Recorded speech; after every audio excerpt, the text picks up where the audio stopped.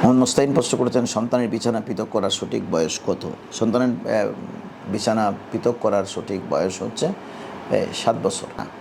7 বছর আগে রাখতে পারেন, পরে কিন্তু আর রাখতে পারেন না। এটা আপনি বিছানা আলাদা করে দিতে হবে। তার আগে হলে আরও ভালো। আপনি 4 বছর যখন শেষ হয়ে যাবে, 5 বছর হবে, যখন সে আস্তে আস্তে সব কিছু বুঝতে, এখনকার ছেলেমেয়েরা কিন্তু 5 বছর 4 বছর থেকে বুঝতে শুরু করেছে মিডিয়ার কারণে। তখন মা বাবার সাথে তাদেরকে আর রাখা উচিত না। তবে এমনি 7 বছর বয়স থেকে তাদেরকে বিছানা আলাদা করে দেওয়া, এটা হচ্ছে শরীয়তের পন্থা। এবং প্রাপ্তবয়স্ক হবার পর প্রশ্নই আসে না। যেমন 9 বছর, 12 বছর, 15 বছর, এই সময় অনেক ছেলে প্রাপ্তবয়স্ক হয়ে যায়। যদিও বা বয়সের কথা বলা হচ্ছে 15, এটা হচ্ছে হাবাগোবা হলে 15, কিন্তু এরপরে যদি আপনি 7 বছরের ছেলেটা, 9 বছরের ছেলেটা যদি বুলুগিয়েতে পৌঁছে যায়, স্ত্রী চিনে তার স্বপ্নদোষ হয়, তাহলে তাকে বিছানা আলাদা করে দিতে হবে।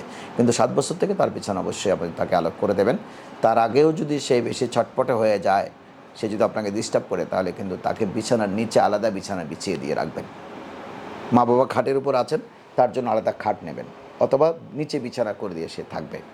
এ হচ্ছে উত্তম পন্থা। আশা করি বুঝেছেন। আপনাকে ধন্যবাদ।